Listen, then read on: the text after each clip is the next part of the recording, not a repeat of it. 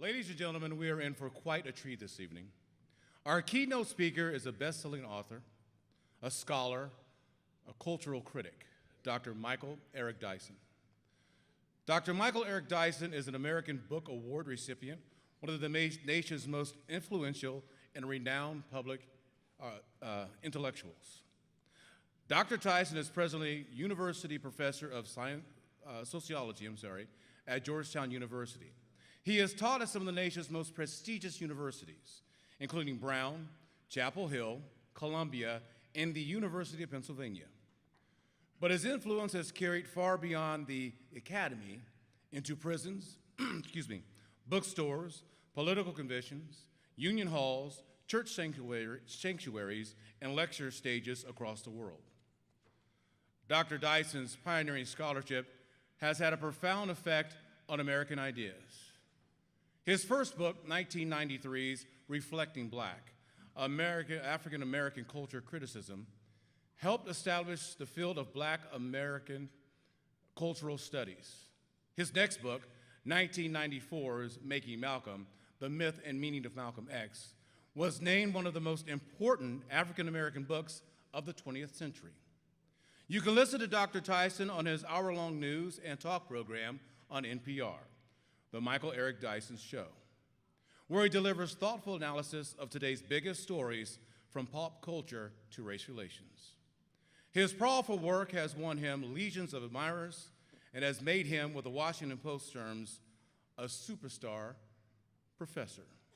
Ladies and gentlemen, please welcome Dr. Michael Eric Dyson.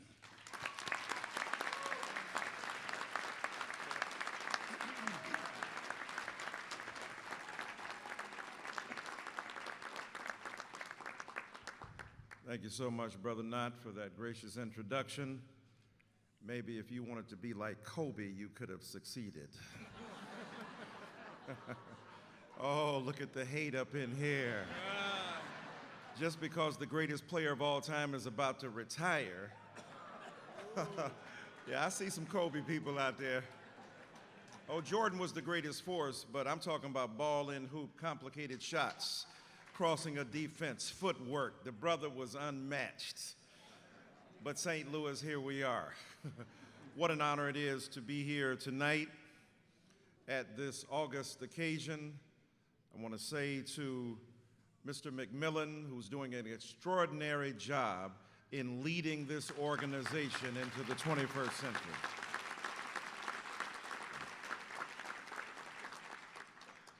Tall, talented, smooth, handsome, articulate.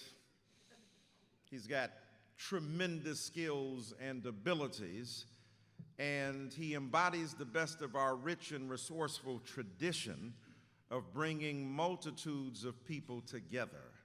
So I honor the Urban League for this extraordinary event, and I want to thank him and all others who are responsible, Brother Bailey, for bringing me here under the umbrella of this 98th anniversary of your coming together as part of a group of people who were facilitating the transition of people of color, Black people in particular, from a rural and agrarian culture to an urban situation. And I want to thank Webster University President Dr. Strobel, of course, for joining them in that effort. So many other people that I know who are here. It's just great to see old friends. Ms. Kalish, who's been doing extraordinary work for so long, Keith Anton Willis, Sister Erica Willis. They brought me here for St. Paul Saturdays. Been hanging out in the Louvre, been an honorary St. Lunatic for a while. But this is also, of course, Women's History Month. And, all right, that's good, that's good. And I want to salute the women who are gathered here.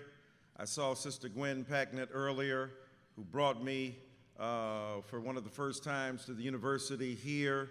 Her daughter, Brittany, that I know you are proud of as the head of Teach for America here in St. Louis and on the President's Policing Commission, and a tremendous young activist who emerged in the aftermath of Ferguson, and of course, your wonderful and incredible city treasurer, Ms. Tashara Jones, who's doing an extraordinary job. And we are proud of her the nation over, and thankful for the incredible work that she is doing here for your city as well. And of course, to all of the mayors and other dignitaries, potentates, bishops, evangelists, players, everybody. I'm sorry, that Biggie anniversary got to me right there. To all the ministers and all of the extraordinary and wonderful people who are here, I've wasted 5 minutes of my speech. You know, I'm a Baptist preacher, so I usually speak for about 3.5 hours. But I'm gonna cut y'all some slack. I'm gonna speak for 3 hours and 29 minutes tonight. But what I want to do is to, of course, speak about the incredible opportunity we have together in this great city, in this great region, in this great state to continue to make history. The history that you have the opportunity to make has already been betokened and gestured here. Sister Kathleen, Dr. Suggs, the tremendous honorees that do great work. You have the opportunity to continue a trajectory that speaks to your values, your vision, your virtues, as human beings who are locked in warfare against the ignorance that would dare repudiate the tremendous democratic values we have nurtured as a nation.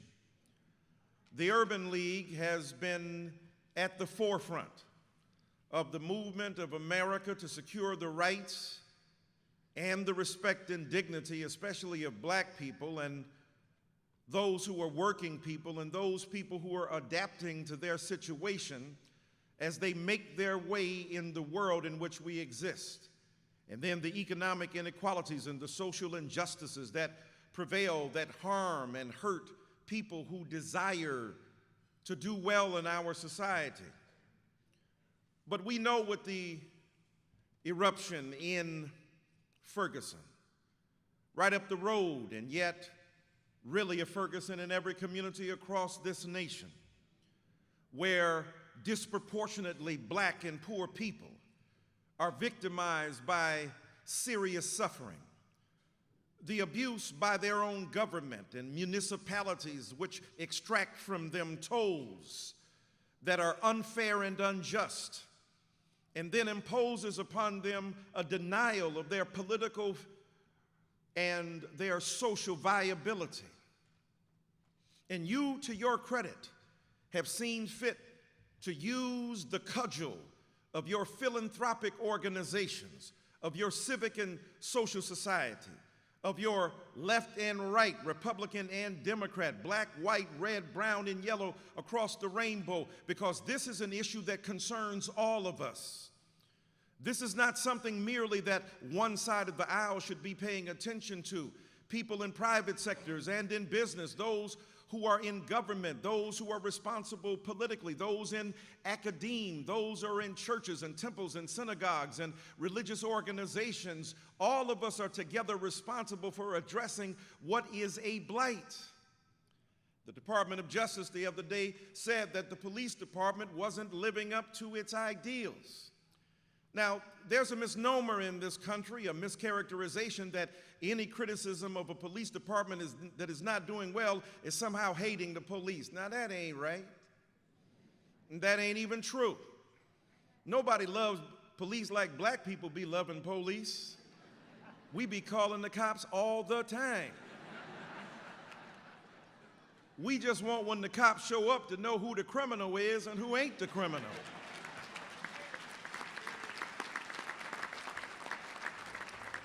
And if you have pre-criminalized Black people because you assume that all people of color somehow present a threat to you, if the rolling series of stereotypes that substitute for real empirical analysis and engagement with actual flesh and blood human beings prevail, you will not even see the person sitting or standing before you.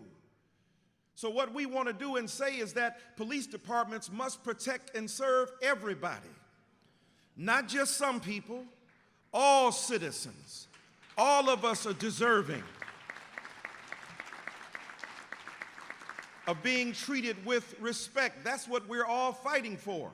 If many of our white brothers and sisters who are gathered here today were to see their children returning to them in body bags, demonized, stigmatized, seen as disposable, not worthy of being spoken to, that would be unacceptable, and rightfully so. But we must make that true for all of our children. Everybody in America deserves to be treated with respect and with dignity. Now, I've spoken recently for police departments across this country, and some police people of color are scared too. I think scared started here in St. Louis. I think it started here.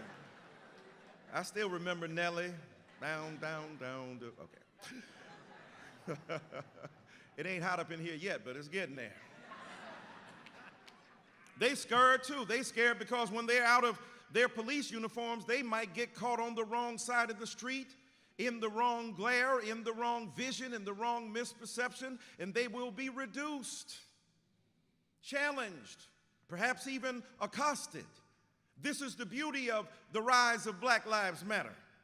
I know some people mad because they say they be disrupting stuff, interrupting stuff. Well, I seem to remember some people who interrupted stuff about 1700s and stuff. And they said they didn't want no taxation without representation. I don't know, they were interrupting business as usual. I don't think the Queen really dug what they were doing. I don't think the king really was in flow with what they were saying, and yet they disrupted. You've sometimes got to disrupt and interrupt in order to expose what is corrupt so you can uplift those who are real and that which is true. And at the same time, we interrupt business as usual when we have breaking news or an emergency, and this is breaking news and an emergency. We must deal with the least of these, because if you think you can marginalize them and put them to the periphery of society without consequence, they come back to bite us in our collective altogether. And so, my brothers and sisters, I'm happy to join you here tonight, white and black and Asian and Latino and poor and rich, those who are in corporate America and those who are in private industry and those who are in government, those who are in academia, those who are in churches and those who are in religious organizations. We must together continue to do the good work that you are doing. When I see what you are aiming to do, new institutions there in Ferguson, we must address it. You see, Gore Vidal said, we live in the United States of amnesia. And for some of us, Barbra Streisand supplies the theme song. I know this might be the wrong audience. No, there's some older folk up in here. Y'all ain't all listening to Fetty Wap. 1738. I'm like, hello, what's up? Okay. So what's interesting is that Barbra Streisand said, what's too painful to remember, we simply choose to forget. So we rather sweep it away and pretend it doesn't exist. This is a nation that continues even today to see some of the most vitriolic and vicious expressions of race hate against those who are different, whether it's religion, whether it's culture, whether it's color. We should not in this society be xenophobic. We should not hate on people who are other. This is a nation of forced migrants and immigrants. This nation wouldn't be what it is without those people coming from different shores to replenish and nurture American ideals of democracy, without those brought in chains from Africa building the institutions of America. This would not be the nation it is without their sacrifice. And so let us not turn on each other. Let's not hate each other. Let's celebrate each other. Our politics have become poisonous. We can't even work with folk across the aisle.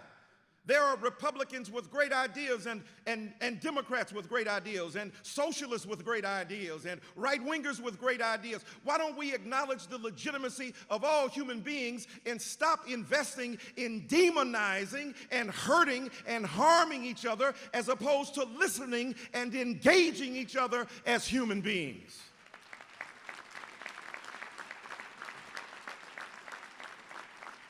And we need to do this for our young people especially. I'm glad to see the young people that you have celebrated here today. You know, a lot of people beat up on young folk.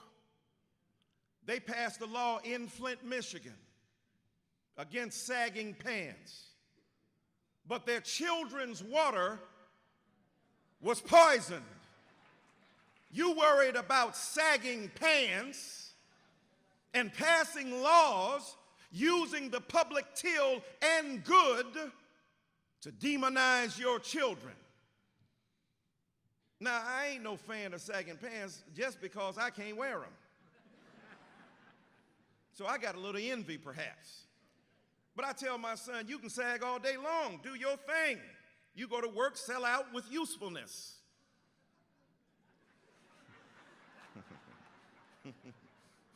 Ain't no harm in that. Know where you is.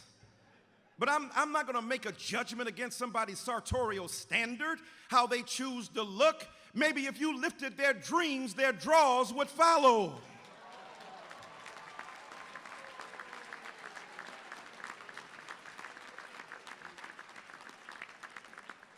And some of them listen to music that rubs you the wrong way. That's all right. You used to listen to music that wasn't exactly kosher either.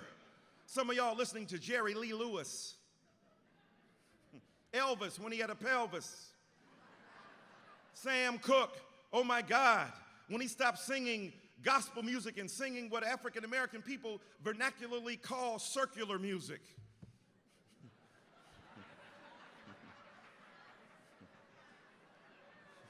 Sam Cooke was talking about touching the hem of Jesus' garment, and then he started singing, "Darling, you." Then women wanted to touch the hem of his pants. It was a different moment. That wasn't the spirit that was operating right there. And now you mad. I know you're mad, but listen to some of these young people. Young philosophically oriented thinkers on wax. Think about the young Mr. Christopher Wallace. I used to fuss when the landlord dissed us. No heat. Wondered why Christmas missed us. Birthdays was the worst days. Now we sip champagne when we... Damn right I like the life I live, because I went from negative to positive, and it's all good. And if you don't know... Huh? But he also said, back in the days, our parents used to take care of us. Look at them now. They're even scared of us, calling the city for help because they can't maintain. Darn things done changed. If I wasn't in the rap game, I'd probably have a key knee deep in the crack game, because the streets is a shortstop. Either you're slinging crack rock or you got a wicked jump shot. Darn, it's hard being young from the slums, eating 5-cent gums, not knowing where your meal's coming from. What happened to the summertime cookout? Every time I turn around, a brother's being took out. Or listen to Jay-Z, Mr. Knowles. It's my dude. What's up, Jay? Yeah, young. Now all my teachers couldn't reach me, and my mama couldn't beat me hard enough to match the pain of my pop not seeing me. So, with that disdain in my membrane, got on my pimp game, blanked the world, my defense came. A young man that some of you know as Tupac Shakur.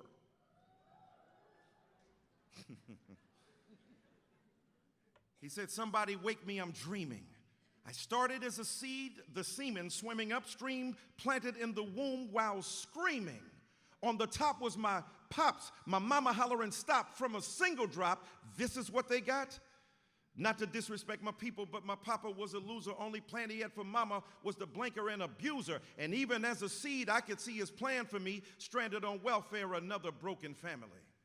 Listen to the trauma, the pain, the hurt, the heartache. And so when you hear young Black Lives Matter activists speak about the trauma, the pain, the heartbreak that they have endured, the anti-Black animus that undergirds so much of public policy in America that refuses to see the legitimacy and the humanity of people that they deal with in this nation, you must understand where that anger comes from. And what you must do is address it with public policy, with serious interest, and you must love the hell out of the society that refuses to love them.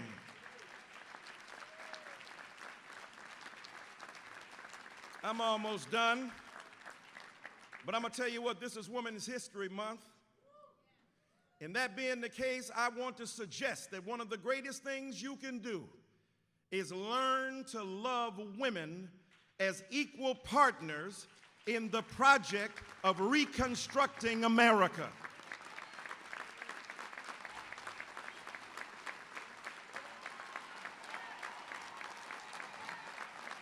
Now,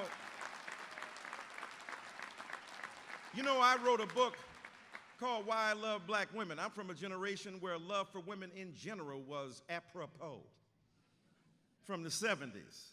Y'all don't remember that. Y'all don't remember the floaters from Detroit. Y'all have no idea who they were. Larry Cancer, that's his sign. Float, float. Float on. If that fits you ladies, holler at your boy. I wrote a book because I was tired of women being dissed, especially Black women, called the B word, hoe, skeezer, slut, hood rat, chicken head. I wanted to combat that with an understanding of the royalty, the beauty, the dignity, the humanity of ordinary women in America deserving of respect. And so, I know my man Jay-Z says, I can't see him coming down my eyes, but I'll make the words of the song cry. But we were crying right along with the song in my generation. Have you... Sunshine, blue skies, please go away. My girls found another and, come on old people, with or with my future. My life is filled with, but day after day, I know to you, but I wish it would have rained. Y'all don't remember that. Y'all don't know nothing about that. These young people don't know nothing about that. And then the girl made us lose our mind. We didn't mind saying, so have you seen her? Tell me, have you seen her? I see her face as the cold wind blows on the street, even at not the movie, the picture show. They don't know nothing about that. Have you seen her? Why? And they got philosophical, didn't they? Why, oh why? Did she have to leave, Ann? Oh, I've been used. You could understand everything they were saying, couldn't you? Some of these boys, know what I'm saying? No, we don't really know what you're saying.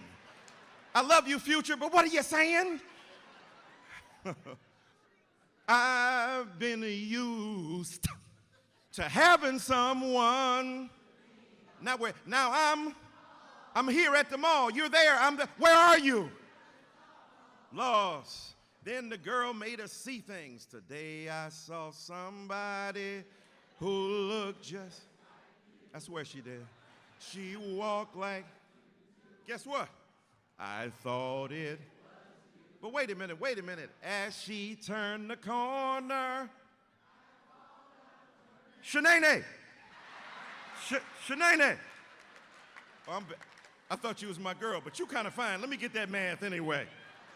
Huh? And then the girl turned us into somebody who was crazy. Each day through my window, I watch her. How many days you been watching her for? For 3 years? Call the police on that stalker right now. Now what they're singing. You remind me of my Jeep. Oh, man. I love Trey Songz. He said, you gonna think I invented sex? Not really. I think Barry White might have had something to do with that. I'm not sure. Playing your game, baby, just you and me. I think Marvin Gaye might have had something to do with that. Some of y'all were born on a Marvin Gaye album. I want you, but I want you to want me too. Lord have mercy. And I think Marvin said, I don't see nothing wrong with you. Giving yourself to me can never be wrong if the Spirit moves you. Did that Negro bring the Holy Ghost up in the bedroom? I think Teddy Pendergrass had something to do with that. He started off real smooth with it, like Obama. Close the door, baby. Then he got excited at the end. Started hooping like Reverend Witherspoon up in here. Like Reverend Witherspoon, and then he said, close them and shut the door right now.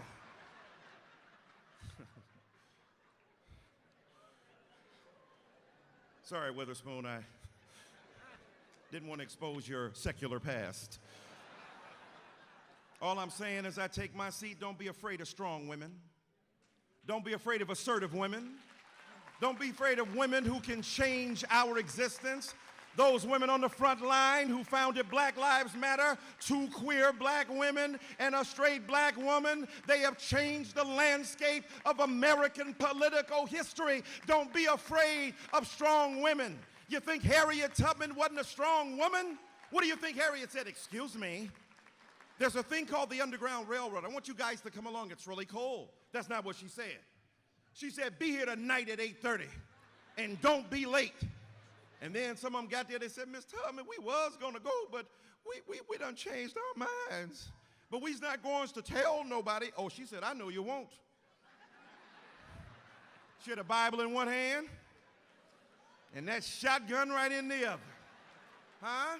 And she had to cold cock some of them brothers, didn't she? Don't call it a comeback. I've been here for years. Mama said, knock you out, and she knocked them out. And when they woke up, where I is, you're free. We done drug your butt to freedom, and strong, intelligent, wonderful women will still do that today. Peace.